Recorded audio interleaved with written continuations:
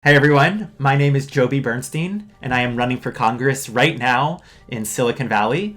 We don't need to make trade-offs. I think that's the part that too often the Republicans have sort of made this argument that we're going to have to give something up to kind of pursue our climate initiatives. And we really don't. The average age of a senator is 65 years old today. They're thinking about Social Security. They're thinking about Medicare. Yes, those are important. Yes, there's 50% of our budget is going there.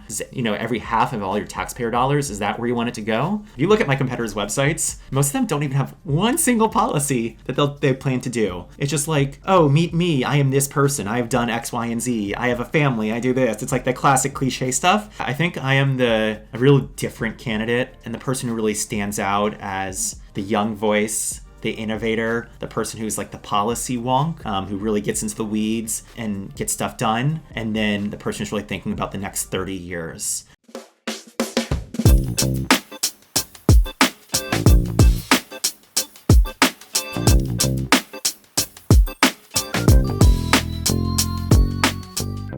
Welcome to Cherie's Corner, a podcast where we dive into the topic of career and hear from my friends and guests who are killing it in the business world, so we can learn from their lessons, their wisdoms, and their mistakes.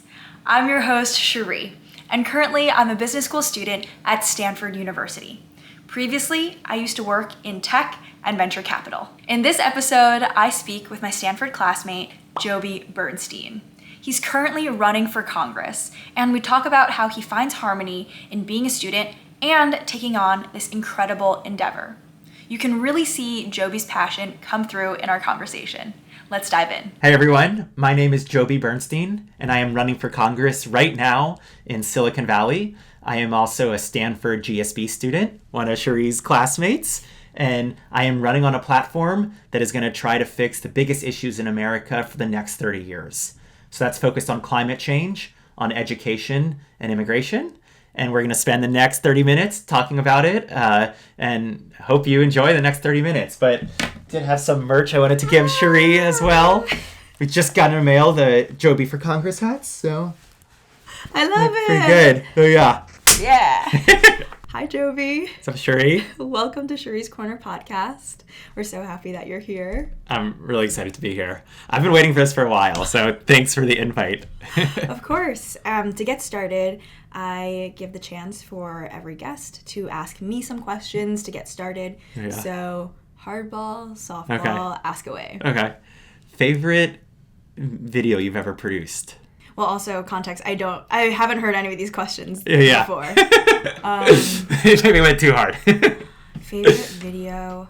I mean, I started this podcast about 6 months ago over the summer, and I've been loving the long form content. Like for the last 3 years, I've mainly been doing like short form, like TikToks and Instagrams. But part of my content is like teaching people and breaking open the tech industry, consulting, and MBA life, and just doing like short, like 1 minute long videos isn't really doing having the impact that I wish I could have. So I'm really liking the long form, like podcast style videos that I'm doing, and we'll be continuing to do that for the next foreseeable future. Nice. Yeah. Second question is, what's your favorite hike you've been on? Oh, this is a great question. It's got to be in the PNW in the Pacific Northwest. I love it. So that's where my family is. They moved there recently, and nature is so accessible there. I would say Columbia River Gorge. Okay. The Columbia River separates Oregon and Washington. And there are just some beautiful hikes that you can do where you hike up and you see the beautiful river and you're on both sides of the You get Mount Hood and Mount Adams. Oh my gosh. I love it's so Hood gorgeous. River. When were you last there? I did a road trip through there once to go hiking. Yeah. And climb around Mount Hood and the spot. I love it. California's pretty, but Pacific Northwest is a very special place. Yeah. It sounded like you were familiar with that area. Yeah. I love Western US is just nothing beats it in the world, in my opinion. And there's so many good national parks near here. Yes. Yeah. Yeah, that are very lucky. A drive away. Yeah. Okay, I like it. That was a good answer. Third question, what is the most underrated thing at GSB? Ooh. There's like many layers to this Okay. question. Okay. That has to assume I have to think about what are things that are overrated and underrated. Well, something that I love at the GSB, I don't think it's underrated to students, but I think it's not talked about enough outside of the GSB. I think the GSB is known for its entrepreneurship programs. I'm not saying here nor there. I don't know if that's underrated or overrated. Or interpersonal dynamics, a really famous class here at Stanford. Yeah. But Touchy-feely. Also known as touchy-feely. Yeah. I would say underrated is talk. The talk tradition. Yeah. I don't think enough people know about it outside of Stanford. It's the tradition that we have here in our MBA program where it's a lottery system. Our classmates go up and once a week we have 2 students tell their life story in 20 minutes. Yeah, it's emotional. I mean, how can someone really boil their life story down into 20 minutes? And people are able to and do it in such a thoughtful way, and really touched by just like the humanness, the human-centered conversation and storytelling that happens because of talk. Yeah. Especially when we're at like a professional business school program, a lot of the times we talk about career and where we want to go. I think people would be surprised to know that there's like so much conversation about obviously not just career, but who are we as individuals, as friends, as classmates, what like really motivates us, and why are we doing what we're doing? People get very vulnerable here. For super vulnerable. Yeah, which is impressive. I think that's underrated. People don't think about, I think on the outside, think about Stanford as like the vulnerable school. But I would say like... Oh, it is. we're for sure in our feels all the time. Yes. Yeah. Yeah. So I would say it's probably underrated to the people outside of school. Oh, well, thank you for those questions. Oh, yeah, I'm sorry if they were too hard. No, those are great. Thank you. I hope we're feeling warmed up now. Oh, yeah, we're good. Well, Joby, could you please introduce yourself to the audience a little bit more about where you grew up and how you grew up? Yeah, sure. So I'm Joby. It is kind of a weird name. Most people at GSB actually don't really know this. My real name is not Joby. So my real name is Joseph B. Bernstein. Middle name is just the letter B, like Harry S. Truman. So you take the Joe from Joseph, the B in my middle name, and then you add a Y and you get Joby. My grandpa thought that Joseph was way too formal, and so the day I was born, Joby was invented, which has lasted every day since. But it's always been an awkward, like, first day of school of having to explain to people, oh, I'm not Joseph, I'm Joby. Like, since kindergarten, always having to raise your hand and try to explain it. And thankfully, like, GSB was the first school in my life where they let me come in with the name Joby and not Joseph. So it has made GSB life a little bit easier. But yeah, so I grew up in New York, born in the city, raised in Westchester. Great place to grow up, but I've always known I love the outdoors. And there's something special about the West in California. So my mom's rule when I went to college was that I couldn't look at any schools west of the Mississippi. So I went to Dartmouth because I love the outdoors and the wilderness. And when I visited, I was like, oh, this feels just like camp. And so it was most decisions take me a while to make, and I think about it a lot and like have good pros and cons lists. Deciding on like college was one of the easier ones, which I guess was lucky. Went to Dartmouth, loved it there, and then spent the last 6 years out west because you get the mountains and the outdoors, and it's just an awesome place to live in California. I love that. Now moving to talk a little bit more about your successful career and career history. You've worked in finance and investment banking and private equity. You've made a pivot to clean tech investing, and now you're running for Congress. Yes. You are a GSB student, a classmate of ours. You're running for Congress. Who is Joby Bernstein? Yeah, I love the question. I've actually found it interesting at GSB. There's sort of this sometimes like a push to like everyone should fit into like what person they are exactly. Like, oh, are you the climate person? Are you the like athlete? Are you the the VC girl? And it's always that's been like tough for me because I think I'm a generalist at heart, and I love kind of being all like different pieces of me that kind of come together in this weird puzzle. So the pieces that I think are most important, outdoors, I am like, love the wilderness. I measure my success in a year based on the number of nights I spend in my sleeping bag. Is that right? Yeah, so this year's not going well so far. So like guiding trips and getting people outdoors is like my favorite job in the world.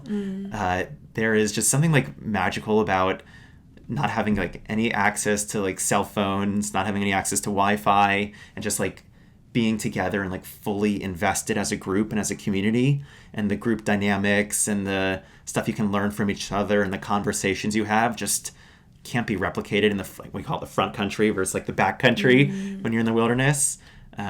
So outdoors is just, whether it's backpacking, hiking, skiing, sea kayaking, climbing, you name it, like I love it out there. I'm also a swimmer as well. So like athlete is sort of one bucket that I think I like kind of fall into. When I was little, I was scared to swim. Actually, my mom sent me to a swim camp when I was 3 years old, and I was the only kid in the program's history to not touch the water the entire summer. I was like petrified of it. My mom left crying, thinking that I would never learn how to swim in my life, which thankfully wasn't true. When I was 7, which was kind of late, swim coach Judy taught me how to swim. Got into it very fast, started swimming all year round, swam at Dartmouth, and then still swim like almost every day today. I do a lot of open water swimming now, so swim in the bay. It's cold. I love it. It's weird. And then a lot of racing throughout the country and throughout the world in the summers during like open water season. So definitely like the athlete part. And then you have my like investing side as well. I got into investing when I was like 13 years old. So as you can tell, I'm a weird kid. I started investing in solar stocks in 2008, which was like the absolute worst time because for my birthday, my grandpa had given me some money, and we're like, okay, we're going to go and buy 10 stocks, share of each stock. I picked 5 solar companies and bought a share of each. He picked like 5 blue chips, and like neither of us really knew what investing was or how to like pick stocks or anything. So June of 2008, terrible timing because 6 months later, market's down 50%. The portfolio was down like 80%. Worst, like we couldn't understand how I was so bad at something.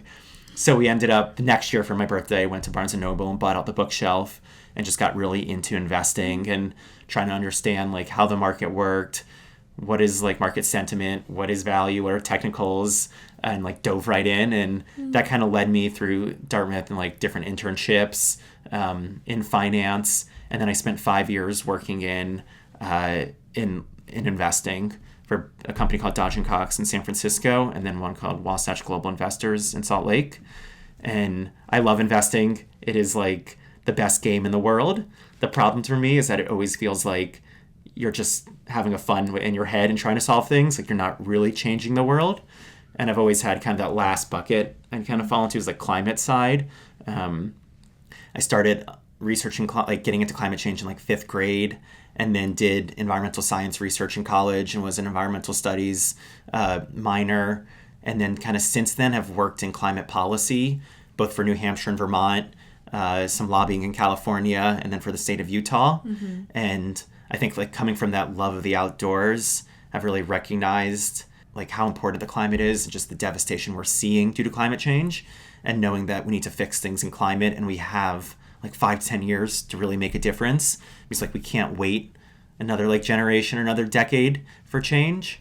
And so I've gotten really focused on climate policy and realizing that like we need smart policy, we need policy that can get approved, and the time is now to do it. So that's kind of been my like last pivot more into wanting to run for Congress and realizing that like we need climate leadership in DC, and like we have today to do it. Whoa. So it's important. That's powerful. Yeah. That's really powerful. I love that. Thank you for sharing that. I feel like that was an amazing vignette to see how the different parts of your life kind of weave together and kind of connect the story. Well, no, like you were saying, it's like a jigsaw puzzle. Yeah. And too often, I think at the GSB or even in like life, like we try to, or the world tries to bucket us in certain ways, but I can see like the different facets of your life that are super meaningful and how they really come together. Yeah. Given that you've had a couple of career transitions, how would you describe the most pivotal moments in your career or in your life? Yeah. What were the variables that you considered when you were making those pivots? Yeah. I think when I think about pivots, I think about like job changes and kind of choices I've made. I'd say maybe two things to start. One is that like your 20s is like an amazing decade. And the thought of like working 100-hour work weeks like always scared me. And I see like too many friends go into jobs that they didn't enjoy life. Yeah. And like it really just like, and there are some people, like I have some friends who love investment banking and they crush. Only one friend of the 200 that have done it. One has loved it, but like I think most people oftentimes end up in jobs in their 20s that like aren't inspiring to them and don't give them like joy and like academic curiosity. And I think like your 20s is just an amazing decade to like learn a lot, have fun, and like when you retire in your 70s, you're not going to have the same opportunities you do in your 20s. So I think for me, in my mind, it's always been, okay, like what's going to inspire me? What's going to be, bring me the most joy and like happiness and have fun? And then the second part of that is like, where's the place and who are the people that you need to be around to make that happen? So I would never, like I was very particular, like I love investing, but I hate, I'm from New York. I'm sorry for the New Yorkers who are listening. I do not like New York City at all. It is just like too many people, too smelly. There's no outdoors nearby. I feel trapped when I'm there. I feel like my blood pressure goes up. And my family doesn't understand it because they're all still in New York and I miss them. But they've known that I'm always going to be out west. But I think it's like realizing that even though I loved investing, New York was never going to bring me like that happiness and that joy. So being clear when it came to pivots of knowing that like I wanted to make sure I'd be in a place I could maximize my 20s, and then also be around the places and the people who like I cared most about too. When it came to pivot, I kind of have like a weird career story in that.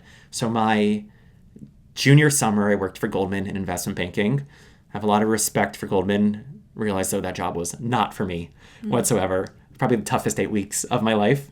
I just didn't understand why I had to think about like making sure that like the grid marks on a chart were in like the right spot, like add them because they weren't there naturally with PowerPoint. I was like, okay, like it looks fine. It's like size 8. Like how can you tell? Like, oh no, it's important. I was like, okay, this is not worth my like. Okay, short story, not worth it for me. I was like, I'm gonna go back. I had worked in DC previous summers. Like I'm gonna go back to DC, and was actually planning to like work for the CIA and go into do that. What? The thing to get into the CIA, you have a very long process of interviews and of like getting interrogated and like polygraph and that sort of stuff. I actually kind of remember that. Like when I was doing on-campus recruitment, I remember the CIA literally came to job fairs. No, it is doable out of undergrad. And everyone was just like, what?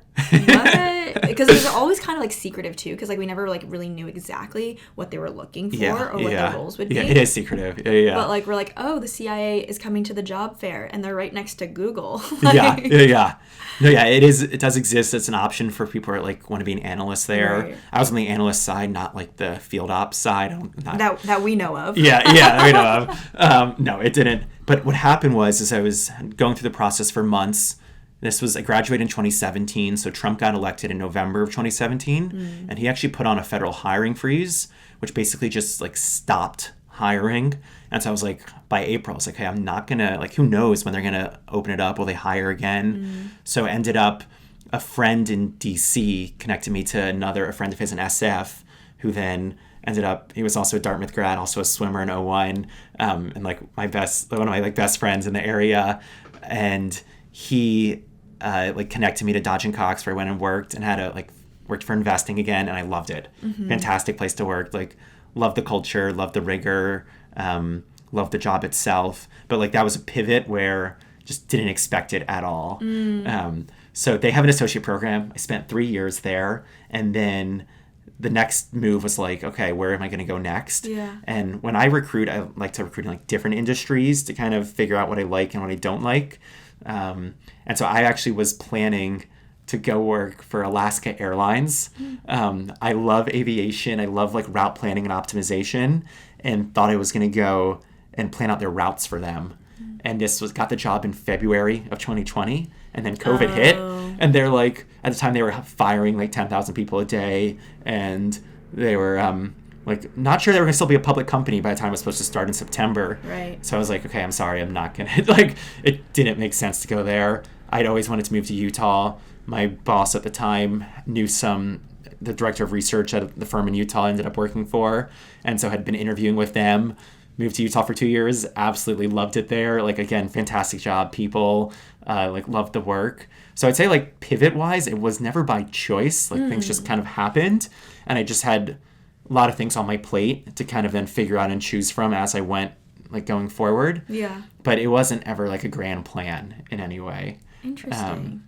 So a lot of those pivots there. I think the last pivot was deciding to come to GSB and realizing that knew I loved climate investing, realized that I wasn't able to do enough of it in my roles in investing, and so wanted to come here to really look into more like climate startups, climate investing, and then like climate policy are kind of the three goals of GSB. And then when did the pivot for running for Yes, Congress? yeah, the big one. Is that a pivot, or how would you even categorize that? I've had it on my mind for a long time. Yeah.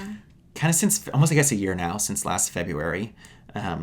So this district that we're in here in California, in like Silicon Valley, we have as you can expect, like the best climate startups, some of the most climate startups. Stanford has the best climate researchers. We have my most favorite climate activists that all live like in this 20-mile radius. And what was always shocking to me is that we didn't have like climate leadership in DC. So for the last 30 years, Anna Eshoo has been in office as the congresswoman representing this area. I'm 28, so she was elected before I was born. Like, this was 1992, before you could send a text message. The first website was created a year before. So she had been in office just the whole time that Silicon Valley had just been transformed. Someone who can stay in office 30 years is impressive. Like, Anna is an impressive lady, an impressive congresswoman who has gotten a lot of stuff done. And like someone that anyone in politics like looks up to. I'd say though for me was realizing that she doesn't have that climate background, isn't focused on climate policy, and this is a district where like we need climate leadership in because it's the place where you actually have that climate backing that doesn't exist in any other district. It's like just the amount of solar panels that are installed here, the amount of electric vehicles we have. Like we are crushing it with our climate goals, and we need to like flex that for the rest of this country and the world. So this is the place where like it should be happening, and she was not the climate leader that I think we really need. So kind of got the idea on my mind, and over like the summer months was figuring out like how I would do it, would it work with school or not, does like everything line up. But it was something that I've always like. I think public service is so important, and like serving your constituents, working for other people, keeping their needs in mind, and like trying to make America a better place today. Because everyone likes to make fun of politics and talk about the chaos and everything, but it is where stuff gets done. And if you want to see a better future, like that's the place where it starts. And so for me, it's like, now's the time to do it, because if we wait till a lot of people here are like, oh, why don't you go and work for an investment fund, go make a lot of money, then run for Congress. It'll be a lot easier for you, which it probably would be. But it's gonna be too late. Like the time to do it is now. And so it's just a realization that like if we are going to put in fresh leadership, young leadership, someone who's willing to innovate, stand up, not just vote with what Nancy wants, then we need a different leader. And so that was sort of the decision, the lead up to wanting to run and announcing my candidacy in November. So Joby, it sounds like climate is a really important part of your platform. Yeah. What has been the most challenging part in convincing people or voters that this is an important issue? Yeah. No, it's a really good question, important question to be asking. I think with climate, and someone who's like climate scientist and like in the weeds in policy and really love it, it is tough when you just start talking about the scientific jargon and why it's important and the studies we're seeing. It comes across as more like mathematical, hard to see the impacts of climate, and the message can really get lost. And so I've really found it's like important to try to like humanize as much as possible that, it's not just climate, it's the environment, it's the air we're breathing, it's the floods we're seeing, it's the questioning like if we're gonna have a future on this planet in 30 years from now, and like really bringing it back to our lives and how like as humans it will affect us. I think that is like part of the first thing that needs to be done is like humanizing it and make sure the message comes across where everyone sees how climate affects them. The second part is recognizing how it's like climate is interwoven into all parts of our economy and our life. So like creating a new climate economy, like the amount of new jobs that will be created, the infrastructure, the technology that's coming and we're going to see in the future, it will radically transform this world. And getting people excited about that and knowing how they can play a part in the future. And knowing that whether you're going to talk about infrastructure to healthcare to jobs to immigration and education, like climate plays a role in it. And it really is a great like stepping stone to really get to other big issues as well. At recognizing how we have these like intergenerational problems in the US that we're not thinking enough about. But the time to do it and start thinking about it is today, because we don't have time to waste. And so I think climate is really the best way to kind of feed in to the rest of your story and the pitch and why we need to be like start addressing climate and everything else, because it's all kind of feeds in together. Yeah, I like that. I think humanizing climate is really important. Like, I'm glad that we have a lot of news coverage on some of the climate-related issues, like fires in Canada are now affecting the East Coast. Like New York's air was not breathable. We thought that was like, just like California. a West Coast California issue, but like it's really impacting everyone, and definitely like the hottest summers that we've ever seen or lived through to date are now. So I think people are really feeling the effects, but I hear you that how challenging it is to convince people, because I think it's just like a trade-off. Like if I put myself in the shoes of someone who might lose their job due to greenifying things, I can see how that's scary. And then there's like some upskilling, but also new jobs being made. So I think it's definitely humanizing the whole process. Yeah, totally. I think humanizing is like very important. And then it's like recognizing how like we don't need to make trade-offs. I think that's the part that too often the like Republicans have sort of made this argument that we're gonna have to give something up to kind of pursue our climate initiatives, and like we really don't. I was an econ major in college. I care deeply about businesses. I'm in business school.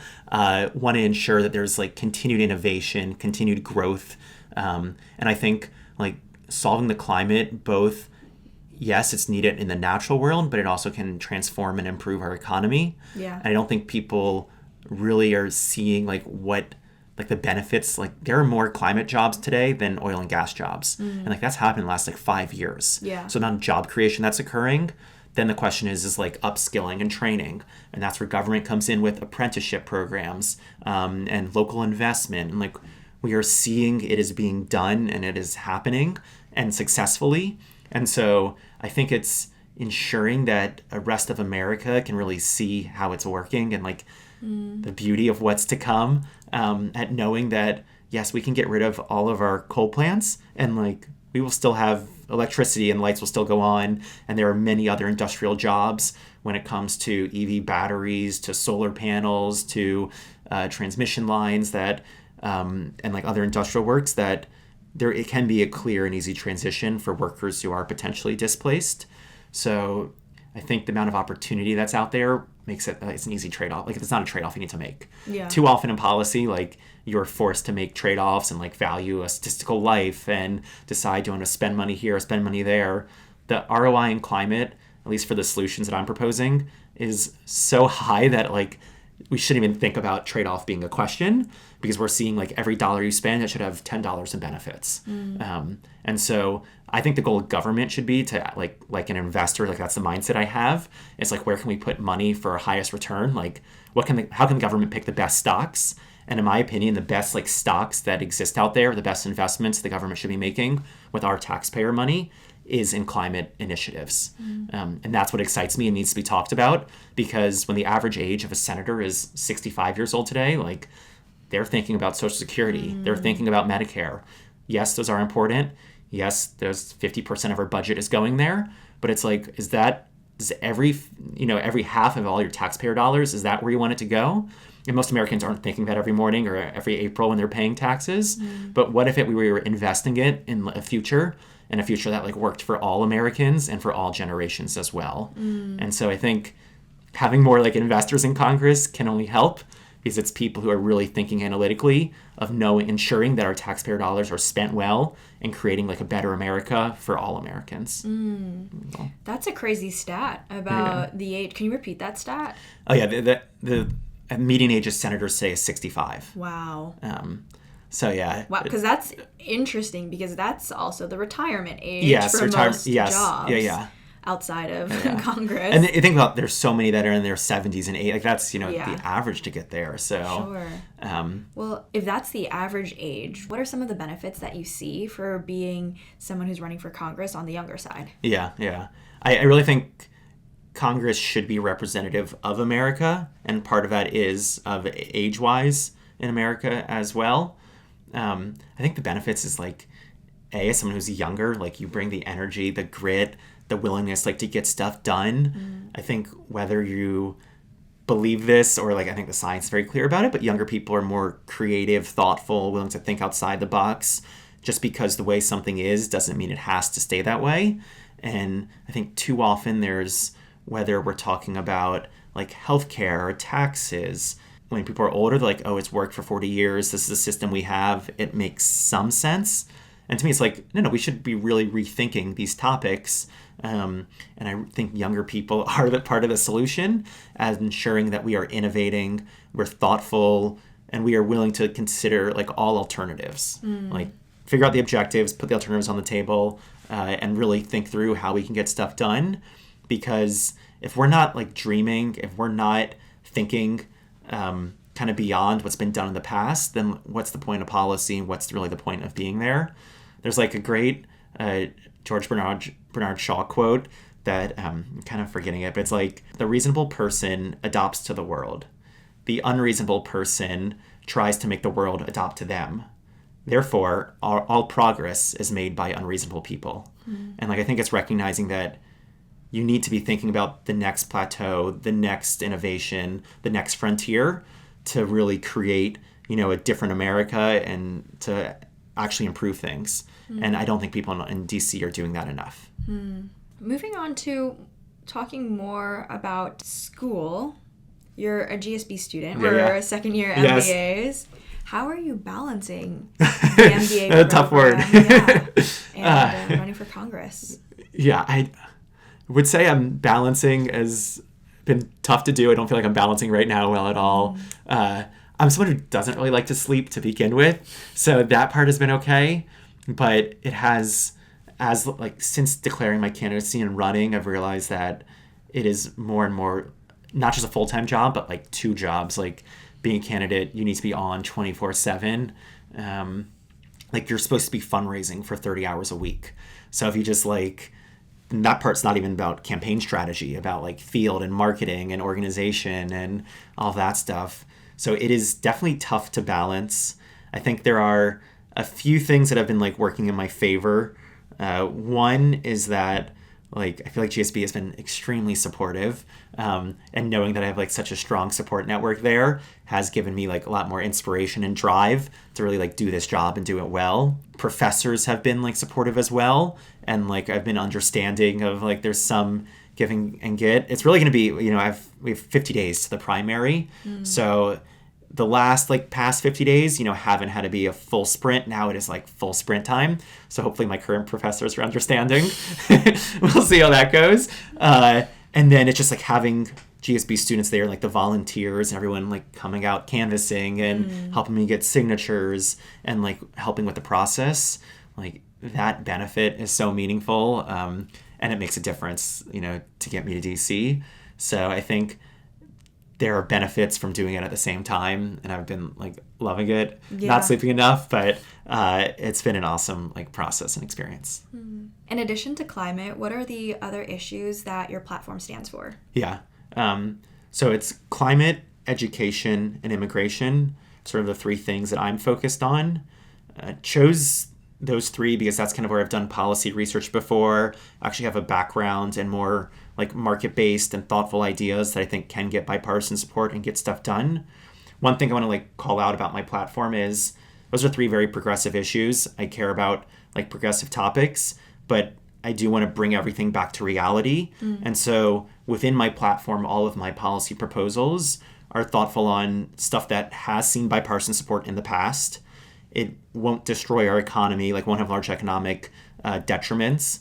And then it is stuff that I think like can get done and can get approved. I've worked for Republicans in DC. I've worked for Democrats. I like to work across the aisle. And so it's like taking very progressive topics and trying to figure out what stuff is going to move the needle the most that can get done today and not just get stuck in the chaos and swamp of DC. So like within education, there is so much that I think can be done with preschool. We've seen massive economic benefits when like through Head Start or other early age interventions that lead to like dramatic improvements in anything from students' mental health to their test scores to their jobs to less crime. And so like starting to invest earlier in young Americans, like it's time to do it. It's also true, we kind of mentioned this earlier, but on the vocational training side, right now we have, 65,000 unfilled HVAC positions. We need HVAC engineers to be able to install heat pumps and more efficient air conditioning and heating systems. So, and that's true in welders and electricians and many other fields. Like we are lacking the talent in America, have, millions of unfilled jobs. And so creating more vocational training programs that allow, people who may not want to go to 4-year college, but want to get a 2-year degree, like government needs to be investing there to make a difference. So it's like time to do that. And then it's like time to reward our teachers better. Like teacher bonus programs have been seen in multiple economic studies to be very effective at like boosting anything from reading and math scores to like long-term outcomes. And so ensuring that we have proper incentives there, like make a difference. And it just seems unfair that the zip code that like we're born in can determine our like what education we receive and where we can get to in life. And I really think better aligning incentives there can make such a difference at giving like everyone a fair shot. With immigration, I don't love using the word immigration because what happens is people immediately think about what we're going to do with the crisis on the border. And I have studied that topic a lot and don't have a great answer on what is happening. When I was in DC in late 2013 and 2014, that was the first big push from Guatemala and Honduras and El Salvador. And U.S. government tried multiple things that haven't been super effective. I do think, though, people overlook other opportunities we have in immigration. So when it comes to, individuals who come here under the age of 18 years old, they grow here, they grow up here from kindergarten to middle school and high school, and then they can get deported because like they don't have all like the correct papers. Like we need to make DACA permanent and ensure that anyone who comes here under the age of 18 has a path to stay here. I think we see this at GSB a lot. We have like 40% of the class is international. They are smart. Like these are people you want to be Americans, like people who are going to innovate here. They're going to build amazing companies, go work for amazing companies, like change the face of America. And we say, oh, here's 2 to 3 years, you can stay here. And then I'm sorry, we're going to kick you out. It's like, wait, these people are earning a hell of a lot of money or they're employing a lot of people and we make it really tough for them to stay here. Where it's like, no, we should just, once you graduate from like GSB or business school, like give them a green card, like day you graduate. Like if you're going to stay here, you're going to work here, you're going to pay taxes, you're going to make America better, like create more jobs, grow the country. Like we should be all in on that. And so like ensuring that we can get stuff done there is important. The U.S. right now has some of the most like one of the highest unfilled jobs rates that we've ever seen in our history. And a lot of these are like, yes, there are both low-skilled, middle-skilled, and high-skilled jobs. And yet it's like the processing time for someone who lives in India can be like 50 plus years with like a PhD. And it's like, hey, you don't have 50 years in your life to like make it here. So how do we fix that process to ensuring if there are jobs that no American can fill, like why can't a company hire from abroad and bring someone here who's going to be, paid well above average salary, is going to pay a hell of a lot in taxes, going to create more jobs and more innovation, like it is time to radically reform immigration in that sense. And Republicans and Democrats like those policies and like those proposals.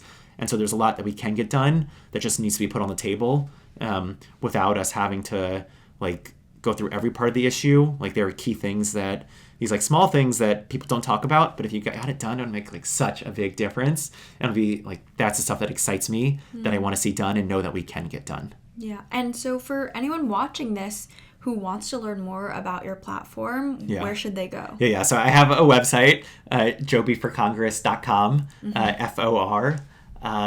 Learn a lot there. I built it myself. I probably should have gotten someone to actually build it and figure out how things work. So you can give me advice as well and feedback. A lot of information there. And then anything in like news articles as well. Follow me on social media. I'm trying to learn how to use it. I'm not a social media person like Cherie crushes it. But that's another great way to stay involved and get updated with the campaign and the trail and how things are going. Awesome. So yeah, read up on the website, ask me, my contact info is there, so ask me questions. And if you want to help out in any way, we are building up the team, and so would love your support. Honestly, it's quite entrepreneurial that you built the website yourself. I feel like that's the scrappy attitude that an entrepreneur has. Yeah. I think that for someone who like realized that there's many startups, I was like, oh, I don't think I could do that. Like running a campaign is, I think you can apply like all those same skills. The problem is that you do it like startups are fast, campaigns go even faster. And I actually don't like it because like you have to hire people like within a day. It's like, oh, I need this role. I got the money for it.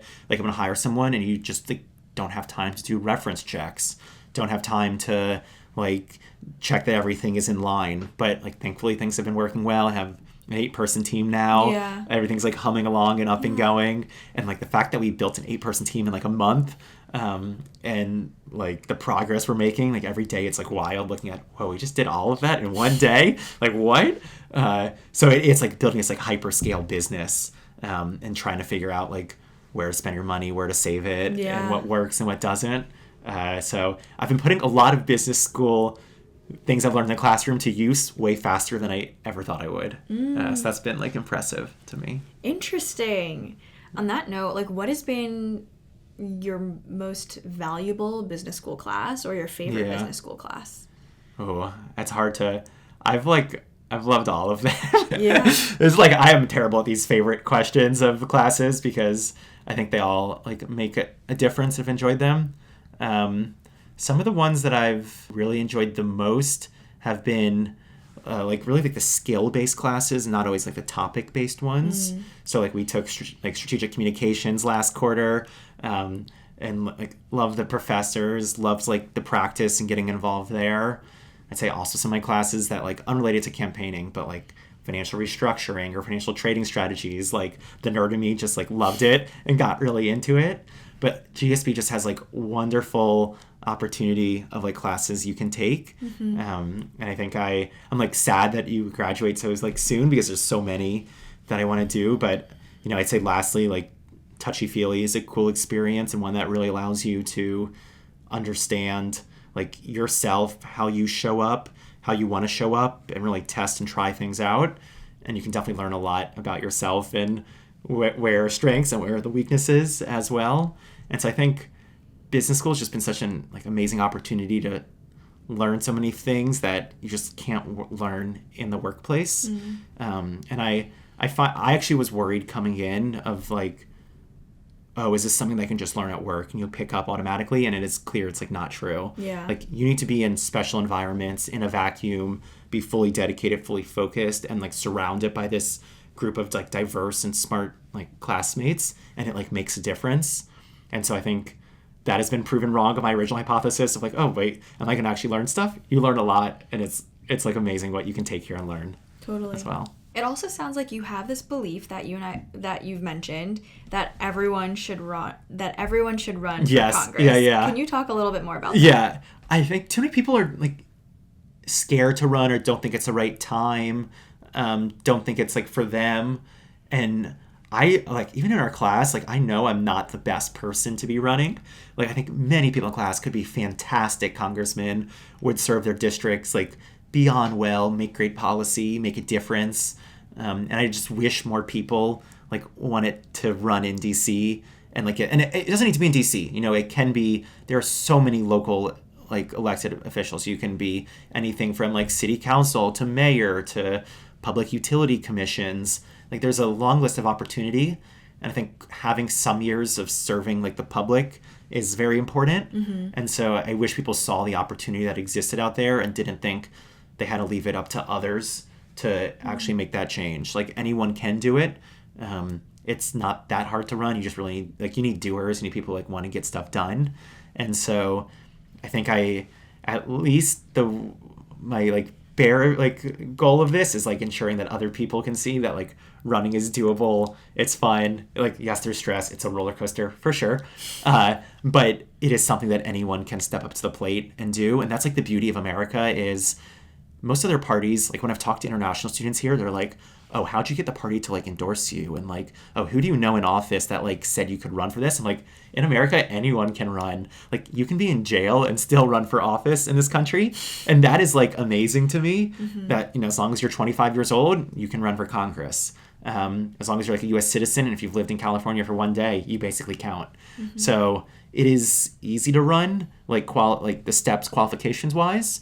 And therefore I wish more people like considered like, how can I go out there and make a difference and ensure that the stuff that I care about and that what they hear from others that they're caring about, that we can create a better platform and a better voice for everyone out there as well. What have you liked the most about running for Congress or this entire process? The support that like you see that comes out, if people get really excited about like not just you, but like your mission and what you're trying to get done as well. It's like you really put yourself out there. And I think like I kind of answer the question both ways, is that like the worst part is people, they just judge you. Like I'm used to at work people saying, oh, Joby, that was a terrible investment pitch. Or like, oh, Joby, like you did a terrible, like this meeting didn't go as you should have planned it. And like they're not just calling out you as a person, but they're calling out like the work. In politics, I'm realizing that people will just like call out me as an individual and like they're not talking about my campaign. They're not talking about my issues. They're talking about me and like can say really mean things. The best part is though is just like the support and the like it totally outweighs all those negative comments as well for people who are like they care about you, they show it, they want to help. And like seeing that outpouring of support like was beyond what I like expected. And I think that's been like really special. And it's like everyone from like GSB to family to friends I haven't talked to in 20 years. Like it is just like fun kind of seeing everything kind of come back together and like the entire like communities I've been a part of wanting to support and wanting to help. And so just like channeling that excitement, I think has been like awesome. How have you been dealing with the negative comments? It sounds like that's something new that you're facing in this race. Yeah. I think like I always think of myself as someone who has like a little bit tougher skin than normal, and realizing that okay, there's a different level I need to get to. Facing it, I think it's just learning to think about like, oh, what was negative about that? What didn't you like? Okay, that's just one voter, it's one person. And really having that like positive self-talk is like so important. And something that in the past I think I've learned I haven't been good at, and taking classes like spontaneous management or touchy-feely kind of helped me realize that what's in my brain and like me self-doubting myself, others weren't doubting me at the same time.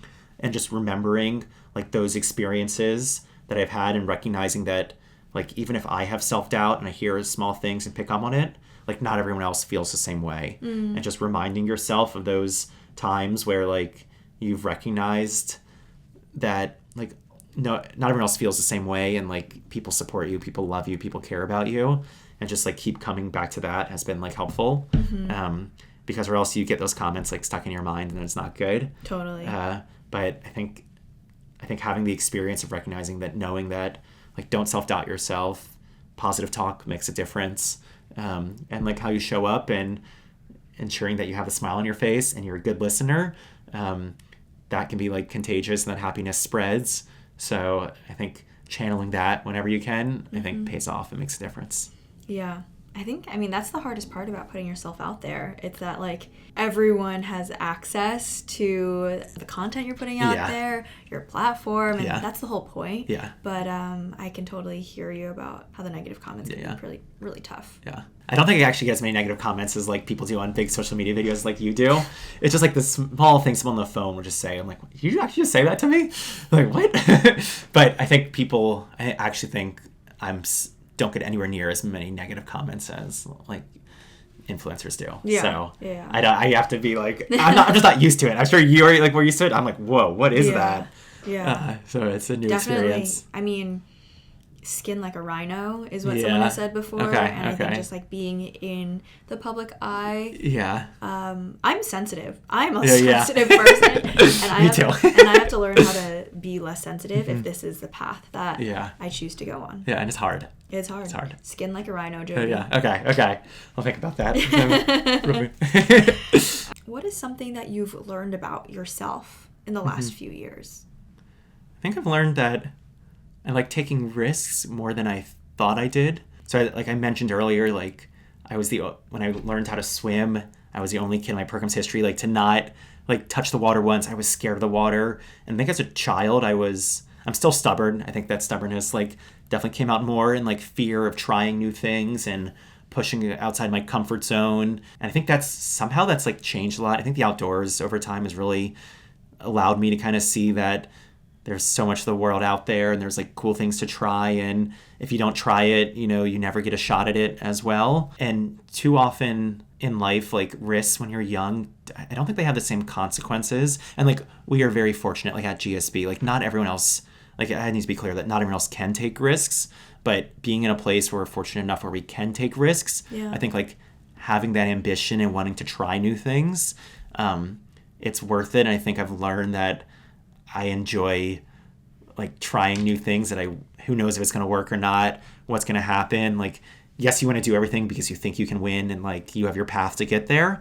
But I think life's just, like, too short to not be, like, maximizing and optimizing, and, like, going out there and pushing yourself and see what happens. And so I think, like, coming to business school to me, I think was taking a risk. Like, I was in a job I loved that was, like, portfolio manager track, like the people, like the firm. And I was like, wait, why would you, like, leave this to go? But, like, life is long. You have so many opportunities, and, like, take advantage of what you can and be willing to try new things, have experiences, and, like, take those risks. And I think that's been, like, my motto is ensuring that, like, it's not the armchair quarterbacks who, like, really make a difference in this world. It's, like, the doers. People are more aggressive. People who take initiative and want to see stuff done. And they're the ones who are going to change the world. And you just can't do it if you're, like, sitting in the same place. So I think being someone who is willing to get out there and, like, put my name out there and try to make a difference, that is not the Joby that I grew up as. And it's cool watching that kind of, like, develop and realizing how I've changed as well. Yeah. That's true growth mindset. Yeah. Love that. Yeah. And looking forward to the next 5 years, what are you most looking forward to? Hopefully I'm in Congress and, like, still in Congress. I just hope that I am, like, focused on, like, more than myself, and, like, focused. I think, like, climate is an area where I bring the climate science background. I bring the climate policy background. I have that love of the outdoors. And I think I have that, like, passion in the mix of both the private and public sector experience to really make a difference. Where in, like, 5, you can be in office for 4 years and maybe I'll be somewhere else. But I just really hope that I am focused on, like, solving the issues that I think matter the most, and putting myself, like, in the right places to set that up. But then in, like, 5 years, like, I hope I'm still going on awesome adventures. I hope I'm still, like, calling my friends every day. Hope I'm still, like, every weekend is filled with some amazing outdoors trip. So I think I love my life right now. And, like, I hope if I could only love it as much in the next 5 years, I'd just be extremely happy and grateful. That's such a thoughtful answer. Well, Joby, that's all the questions that I have for you. Is there anything else that you'd want to talk through? One thing I've learned with campaigning is any conversation you have, and I actually learned this, I was talking to a member of Congress right now a few weeks ago, and I was just, like, asking him for advice, and he said, now, Joby, like, before you hang up, you forgot one thing. And I was like, wait, what did I forget? He's like, every call, every interaction, you have to ask for money. Like, okay. So if you, like, to all of Cherie's listeners, everyone who's listening, if you can donate, it makes a huge difference. And individuals can donate $1 to $6,600. But I would say, like, even donating $1, like, it makes a difference. You, like, put your name out there as someone who supports, and people see, like, oh, Joby has more people who care. $1 allows us to send out, like, 2 pieces of mail who we think can target and become good voters. It gives us the ability to go and knock on 10 more doors and have materials for that. So, like, I think too often people are like, oh, I shouldn't donate or it won't make a difference. I just say everything makes a difference. It takes 85 seconds to do. And so if you can just give me $1, that would be awesome. There's a link to donate on my website, and I'd be, like, deeply appreciative because it is meaningful. It makes a difference, and it helps get, like, our voice and our initiatives out there. Thank you for tuning in to this episode of Cherie's Corner. Before we dive into the takeaways, please like, comment, and subscribe. I'd also really appreciate it if you could share this episode with someone who might find this content helpful.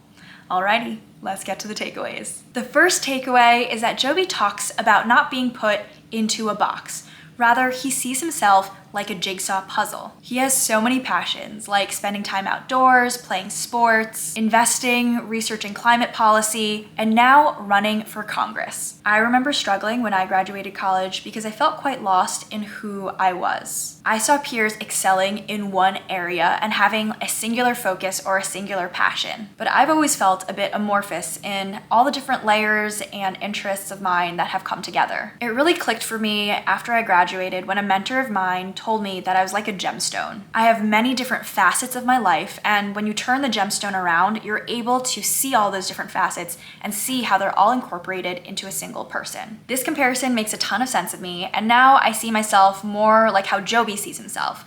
Less like a person put into a box and more like a jigsaw puzzle. The second big takeaway is that plans are written in pencil. As Joby talked about all his different career pivots from Goldman Sachs to applying to a job at the CIA to landing a job in the airline industry and then working in climate investing, Joby pursues his interests and his curiosities. It's so much more than just having a grand plan and sticking to it, but rather it's so important to respond to all the different stimuli. Of course, I believe we should have a North Star that we're driving to, but the path to get there can be nonlinear, and that's okay. It might be helpful to think about a career path. Instead of climbing a ladder, you're climbing a wall. You don't always know when you're progressing. Sometimes you might have to go sideways, and sometimes you need to be flexible to try out new moves. I love Joby's go-getter mindset because it allows him to experiment and reassess all of his options. The third big takeaway from this episode with Joby is his bias for action. And I loved Joby's quote. It's not the armchair quarterbacks who are making the difference in the world. It's the people who are out there doing things. I think everyone can have amazing ideas, but what really makes a difference is when people get out there and experiment and implement their ideas. If you find the thing that you're passionate about, truly, truly passionate about, and you work on it consistently over time, you will be a force of nature. I truly believe that. For example, for me, I had this idea over the summer, around 6 months ago, that I wanted to start a podcast.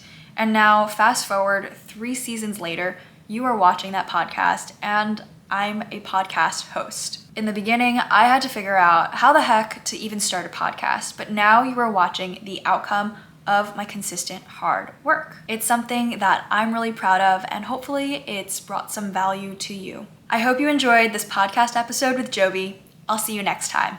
Bye!